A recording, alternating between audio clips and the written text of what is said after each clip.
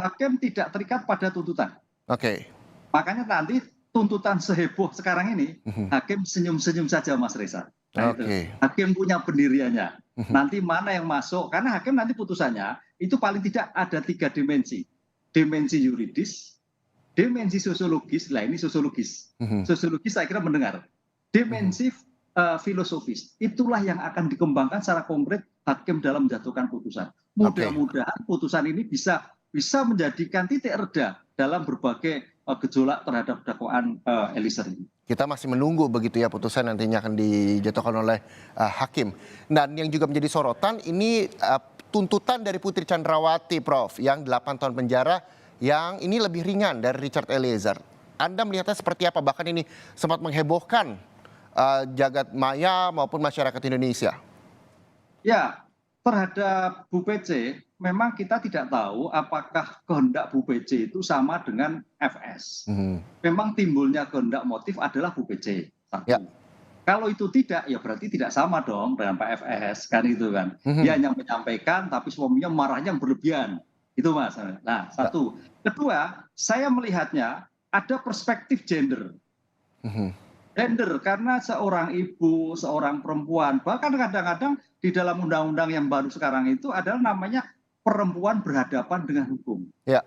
Dengan tanggung jawab disinilah maka sebagai pertimbangan untuk disamakan dengan terdakwa yang lain.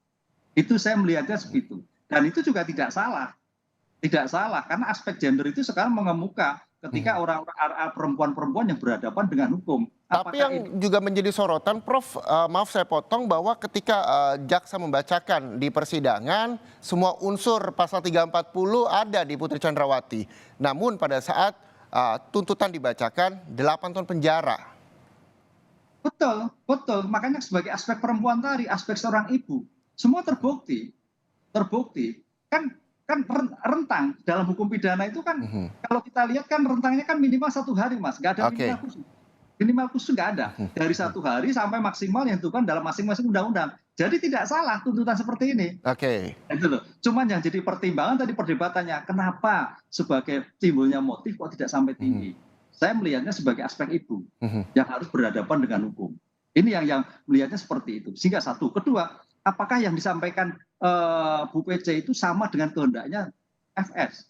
Belum tentu juga. Ya. Tapi kalau sama, berarti hukumnya 11-12. Tapi mungkin hanya menyampaikan kemudian diterima oleh Pak PC itu, FS itu menjadi pembunuhan berencana, Mhm. itu tanggung jawab Pak FS. Oke. Nah, poin yang terpenting adalah membantu. Lah ini yang penting, karena dari jurisprudensi yang kita pelajari, jurisprudensi itu harus berpikir objektif dan subjektif. Mhm. Subjektif itu bagaimana peran R, peran K, peran P terhadap suatu pembantuan atau Oke. tindak pidana tadi. Itu yang kita lihat seperti itu. Oke, Prof. Kita juga masih menunggu terkait dengan perjalanan dari sidang kasus pembunuhan Brigadir Yosua Huta Barat di Duren 3 yang juga menjadi perhatian publik, dan mudah-mudahan harapan masyarakat Indonesia bahwa hukum bisa ditegakkan seadil-adilnya ini bisa dilihat melalui siaran langsung di seluruh platform media terkait dengan kasus pembunuhan Brigadir Yosua. Sekali lagi, terima kasih banyak Ahli Hukum Pidana Universitas Jenderal Sudirman, Prof. Hipnu Nugroho. Sayang sekali masih banyak pertanyaan nantinya akan kita layangkan ke Prof. Hipnu di waktu berikutnya. Karena Kompas TV selalu mengawal terkait dengan kasus pembunuhan Brigadir Yosua dalam Breaking News Kompas TV. Terima kasih Prof. Hipnu sekali lagi atas waktunya.